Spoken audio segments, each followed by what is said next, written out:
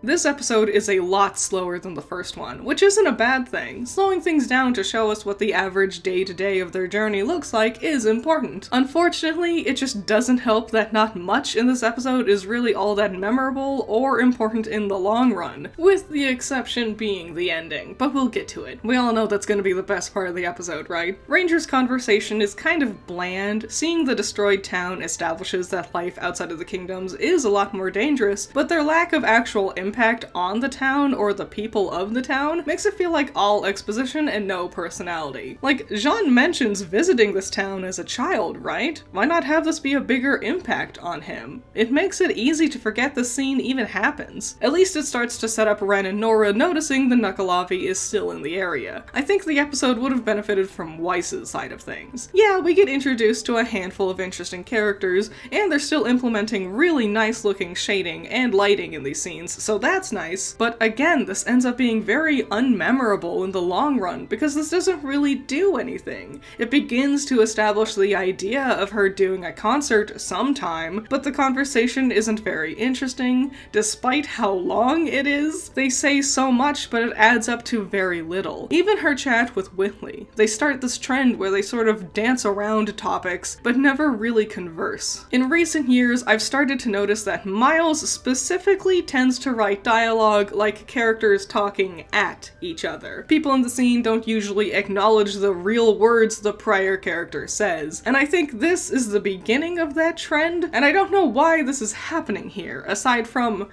I think they just wanted the episodes to be longer. Let's be real, not much actually happens in the episode, so I wonder if they stretched out some of the dialogue scenes to make the episode longer, since after Volume 3, they now had a reputation of having longer episode standards. But honestly, I'd prefer a shorter, better written episode to a longer, needlessly drawn out one. The best part of the episode, it's Jaune's training scene in the woods listening to Pyrrha's video. It's emotional, and I really like the detail that Pyrrha is still animated in Poser. That's actually amazing. It's powerful seeing Jaune continue to keep up his training while silently fighting with his own grief over her death. RWBY accidentally stumbling into this heartbreaking moment, it's really poignant. I've said this before, but RWBY is really good when the characters don't actually talk. After a whole episode of needless chattering, this scene is a breath of fresh air, and does infinitely more characterization and establishment than the rest of the episode by a mile. The worst part of the episode?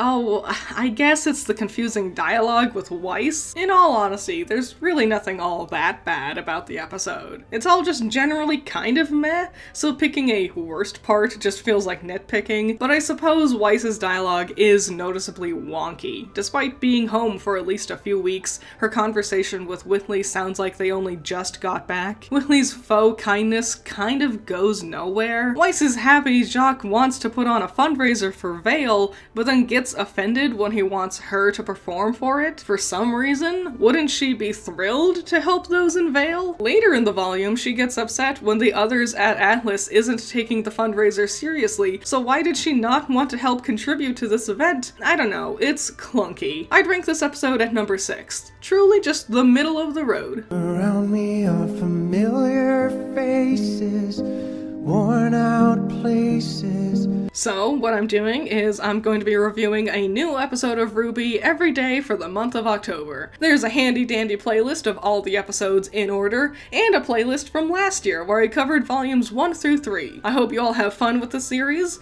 If you want to see the next episode a day early, consider becoming a patron. On that note, shout out to my $10 patrons. You're all amazing. Andrew, Valhalla Knight, Chamomile, Classy Critic, Noah Perkins, Sunny Shy, Jake, Amber, Hype Man, Isaiah, Scaring Crows, Not All That Evil, Holly, Boy Howdy Boy, Jacob, Ben Sketchbook, Rain, Omega Fighter, Trash, Wild Pilot, Josh, Twisty, Juan, Bunkin Duncan, Lycan99, Hoodie Angel, Ranger, Hut Mutt Butt, Cloudy Days, The Enigma, C1 Trooper, Sean, Primo Rune, Steve, and Overhypen.